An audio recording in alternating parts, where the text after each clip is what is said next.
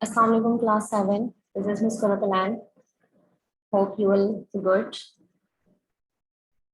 Today we are studying unit number 5, living organism and their environment, जो कि आपके syllabus का यूनिट 3 होगा, लेकिन बुक का यूनिट नंबर 5 यानी चैप्टर नंबर 3 लिविंग ऑर्गेनिजम्स, तमाम लिविंग ऑर्गेनिज्म और उसका एनवायरनमेंट, उनका रहन सहन। Each animal lives in its particular habitat. तमाम एनिमल्स अपने खास किस्म के रहन सहन में रहते हैं। हम स्टार्ट करते हैं हैबिटेट एंड एनवायरनमेंट से। हैबिटेट क्या होते हैं? हैबिटेट रहन सहन कहलाता है। तमाम लिविंग ऑर्गेनिज्म यानी कि प्लांट और एनिमल्स, छोटे माइक्रो ऑर्गेनिज्म हो या मैक्रो ऑर्गेनिजम्स हो, उनका रहन सहन। एनवायरनमेंट माहौल। दुनिया में बहुत सारे तादाद में, मिलियंस और बिलियंस की तादाद में प्लांट्स और एनिमल्स मौजूद हैं। जंगलात में भी हैं, रिवर्स में भी हैं, ओशंस में भी मौजूद हैं। तो the branch of biology which deal with the relationship between the living organism themselves and with their surrounding is known as ecology. Ecology कहलाता है। Eco mean earth, logy mean study. Eco mean हम life system को भी पढ़ते हैं, eco system की भी यहाँ पर डेफिनेशन कवर होती है कि बायोलॉजी की एक्चुअली एक ब्रांच है जिसमें तमाम लिविंग ऑर्गेनिज्म, चाहे प्लांट हो या एनिमल हो, और उनके इर्द गिर्द जो सराउंडिंग्स में जो नॉन लिविंग ऑर्गेनिज्म मौजूद है नेचुरली, जैसे कि माउंटेन्स हैं, एयर है, वाटर, सनलाइट वगैरह वगैरह, ये इनकी लाइफ को अफेक्ट करती है, यानी इनके आपस का रिलेशनशिप, इसको स्टडी करते हैं इकोलॉजी में। इस इकोलॉजी को स्टडी करते हैं जो लोग, यानी इस इंटर रिलेशनशिप को, इंटर रिलेशनशिप से मुराद है कि लिविंग ऑर्गेनिज्म, प्लांट्स और एनिमल्स के ऊपर इन नॉन लिविंग फैक्टर्स का, नॉन लिविंग फैक्टर से मुराद क्लाइमेट, वाटर, एयर, माउंटेन्स वगैरह जो मैंने बताया आपको भी, कि इनका जो इनकी लाइफ के ऊपर इफेक्ट करता है। इन दोनों के आपस के रिलेशन को जो स्टडी करते हैं उसको कहते हैं इकोलॉजिस्ट। वो इकोलॉजिस्ट कहलाते हैं। जैसे बायोलॉजी को स्टडी करने वाले लोग बायोलॉजिस्ट कहलाते हैं, केमिस्ट्री को स्टडी करने वाले केमिस्ट कहलाते हैं, तो इकोलॉजी को स्टडी करने वाले इकोलॉजिस्ट कहलाते हैं। अब बात करते हैं हैबिटेट की। हैबिटेट एक्चुअली होता क्या है? तो the study of plant and animal which live in a particular place. तमाम लिविंग ऑर्गेनिज्म जैसे कि प्लांट और एनिमल जो है वो एक खास किस्म की जगह में रहते हैं, और उनका जो फिजिकल कंडीशन है, जैसे लाइट है, टेम्परेचर है, वाटर और सॉइल, वो इन्हीं के लाइफ को अफेक्ट करता है, यानी कि उनको फायदा फराहम करता है। नुकसान को भी देखा जाता है, लेकिन नुकसान से ज्यादा उनको फायदा, और वो उसमें रेजिस्ट करते हैं, तो वो उनका हैबिटेट यानी रहन सहन कहलाता है। जैसे आप अपने अपने घर में बहुत ज़्यादा कन्वीनियंट फील करते हैं, बहुत आरामदा महसूस करते हैं, एज कम्पेयर आप अपने किसी रिश्तेदार के घर जाते हैं तो आप इतना आरामदा महसूस नहीं करते। तो इसी तरह तमाम लिविंग ऑर्गेनिज्म अपने ख़ास किस्म के रहन सहन में, जिस रहन सहन में वो सुकून उनको मैसर हो और वो आदी हो उस माहौल के, तो वो उनका रहन सहन यानी उनका हैबिटेट कहलाता है। जैसे ठंडे इलाकों के जानवर अपनी ठंडे इलाकों में जो है आसानी से रह सकते हैं। अगर आप उनको गर्म इलाकों में ले जाएंगे तो उनकी लाइफ क्या होगी? डिस्टर्ब होगी, यानी कि वो उनके हैबिटेट नहीं होगा। तो मुख्तलिफ जानवर और मुख्तलिफ पौधे जो हैं उनका मुख्तलिफ हैबिटेट होता है। अब बात करते हैं हैबिटेट, कम्युनिटी एंड पॉपुलेशन की। हैबिटेट को तो आपको यकीनन समझ आ गया होगा। बात करते हैं कम्युनिटी की। कम्युनिटी और पॉपुलेशन क्या कहलाता है? कम्युनिटी कहते हैं उस खास किस्म के ग्रुप को, यानी उस ऐसा ग्रुप जिसमें बहुत सारे लिविंग ऑर्गेनिज्म मौजूद हो, लेकिन वो तमाम लिविंग ऑर्गेनिज्म एक ही हैबिटेट में रहते हों और एक ही हैबिटेट में एक दूसरे से अपनी लाइफ को शेयर कर रहे होते हैं। जैसे एक ओशन है, ओशन के अंदर बहुत सारे एक्वेटिक एनिमल्स, एक्वेटिक ऑर्गेनिज्म जो है मौजूद हैं। पानी के पौधे भी वहाँ मौजूद हैं, वहाँ पर मछलियाँ भी हैं, छोटी मछलियाँ हैं, बड़ी मछलियाँ हैं, टर्टल्स हैं, फ्रॉग्स हैं वगैरह वगैरह।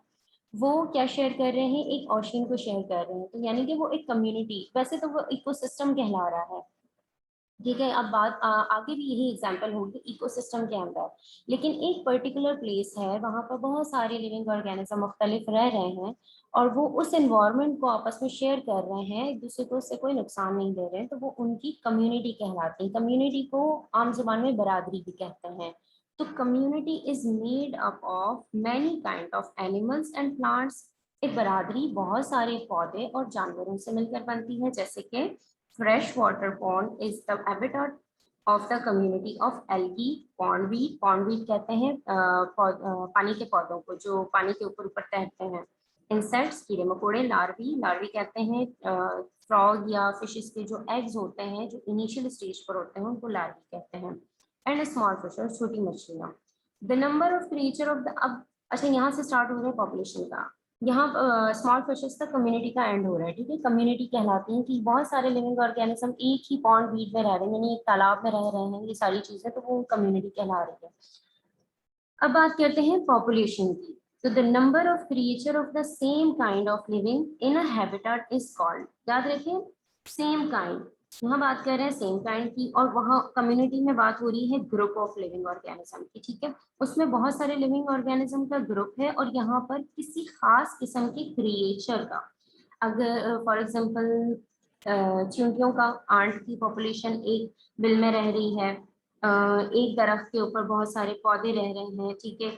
पाइन ट्रीज हैं एक फॉरेस्ट के अंदर, एक फॉरेस्ट है, यहाँ पर एग्जांपल दी है, इन अ हिल forest there are population of squirrel, eagle, spider, monkey and pine tree, यानी एक जंगल में पॉपुलेशन मौजूद है स्क्विरल की यानी गिलहरियों की, ईगल्स की, स्पाइडर की, मंकीज की एंड पाइन ट्रीज की, तो वो पॉपुलेशन कहलाएगी। यानी एक छोटे से बिल के अंदर जो है बहुत सारी चींटियां जमा हुई हैं, तो हम कहेंगे कि ये चींटियों की पॉपुलेशन है। एक दरख्त के ऊपर जो है बहुत सारे पैरट्स मौजूद हैं, तो हम कहेंगे कि ये पैरट्स की पॉपुलेशन है, ठीक है।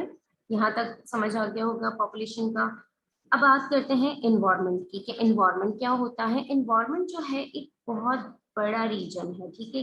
आम जुबान में हम माहौल कहते हैं। माहौल से मुराद आपका अपने खास किस्म के एरिया का माहौल नहीं, जिसमें एक बहुत बड़ा एरिया कवर होता है, बहुत बड़ा कंट्री भी, सिटी भी कह सकते हैं, इसको कवर किया जाता है, पूरा का पूरा फॉरेस्ट। और फॉरेस्ट कौन से सिटी में मौजूद है वो, तो there are different types of habitat such as woodland, woodland, grassland, rivers, coast, यानी इन तमाम, अब वुडलैंड जो है यानी कि जंगल, ग्रासलैंड यानी कि जहाँ पर बहुत सारी घास ही घास हो, रिवर्स बहुत सारी दरियाएं वगैरह, कॉस्ट ओशियन वगैरह। Grassland is a habitat which has different kind of grasses and wild flowers and hundreds of different types of insects. In grassland के ऊपर बहुत सारे इंसेक्ट्स मौजूद हो, all things which affect the way of life. अब देखें environment में कहते हैं कि वुडलैंड, ग्रासलैंड, रिवर, कॉस्ट, ये तमाम चीजें जो हैं वो किसी लाइफ को, वे ऑफ लाइफ को, ठीक है, चाहे वो प्लांट की हो चाहे एनिमल की हो, उसको अफेक्ट करता हो। अगर ह्यूमन बींग्स हैं, ह्यूमन बींग सर्वाइव कर रहे हैं, इंसानों को जो है रहने के लिए घर भी चाहिए, ठीक है। घर में सरवाइव करने के लिए वो किसी इंडस्ट्री में काम कर रहे हैं, ठीक है। और इस घर में रहने के लिए तमाम जिंदगी, और वो डायरेक्टली अब वहां पर इर्द गिर्द जो है उनके पास दरख्त मौजूद हैं, तो इंसान जो भी काम कर रहा है, चाहे वो कचरा फेंक रहा है या सफाई का ख्याल रख रहा है या इंडस्ट्री से जो है ना धुआं निकल रहा है, तो वो इफेक्ट कर रहा है उसके पूरे एनवायरनमेंट को, खास दरख्तों को। अब ये दरख्त जो है वो ऑक्सीजन प्रोवाइड कर रहा है, ह्यूमन बींग्स जो है वो कार्बन डाइऑक्साइड प्रोवाइड कर रहे हैं, तो वो एक दूसरे को क्या कर रहे हैं, अफेक्ट कर रहे हैं, असरअंदाज हो रहे हैं एक दूसरे की लाइफ को। तो all the things which affect the way of life of plant और animal is called its environment. तमाम जो प्लांट्स हैं, एनिमल्स हैं, उनकी जिंदगी पर इफेक्ट पड़ रहा है किसका, उनके इर्द गिर्द की कंडीशंस का, यानी टेम्परेचर है, लाइट है, वाटर है, एयर है वगैरह का, ठीक है। It includes the physical condition, यहीं पे बात की जा रही है कि इसके अंदर फिजिकल कंडीशन भी शामिल है, जैसे कि क्लाइमेट है, सॉइल है, वाटर है, जिस जगह पर रह रहे हैं, जिस इन्वायरमेंट पे रह रहे हैं, वहाँ का सॉइल, वहाँ की इन्वायरमेंट, वहाँ का पानी वगैरह वगैरह, और दूसरे किस्म के ऑर्गेनिज्म सेम प्लेसेस में रह रहे हैं।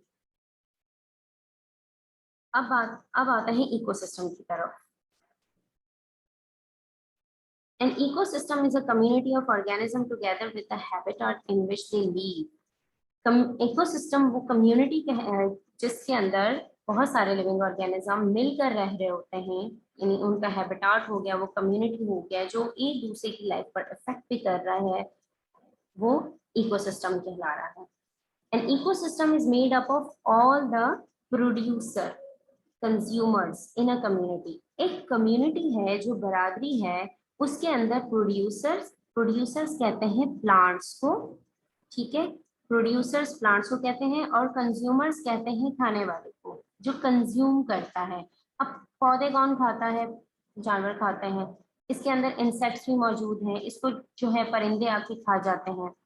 ठीक है, तो प्रोड्यूसर्स प्लांट इसलिए कि प्लांट्स अपनी ग़िज़ा खुद प्रोड्यूस करते हैं, खुद बनाते हैं फोटोसिंथेसिस में। आगे चल के भी बात करेंगे इसके ऊपर। और कंज्यूमर क्या होते हैं? जो जैसे बेल बकरियां वगैरह हो गई या परिंदे हो गए या छोटे जानवर हो ऐसे जानवर जो अपनी ग़िज़ा खुद तैयार नहीं कर सकते, जो सर्वाइव करते हैं प्लांट्स के ऊपर, तो वो कंज्यूमर कहलाते हैं। हम भी कंज्यूमर हैं, इंसान भी कंज्यूमर है। तो वो और फिजिकल एनवायरनमेंट कहलाता है इनका। The living part of an ecosystem is called biotic. Ecosystem के अंदर दो किस्म के पार्ट्स हैं, एक है बायोटिक यानी कि जिसके अंदर ऑक्सीजन मौजूद हो, और एबायोटिक जमीन का वो हिस्सा जहां पर ऑक्सीजन यानी कि सूरज की रोशनी नहीं पहुंच रही है। यहाँ बायोटिक पार्ट के ऊपर ऑक्सीजन मौजूद है, ऑक्सीजन मौजूद है यानी कि यहाँ तक सनलाइट पहुंच रही है।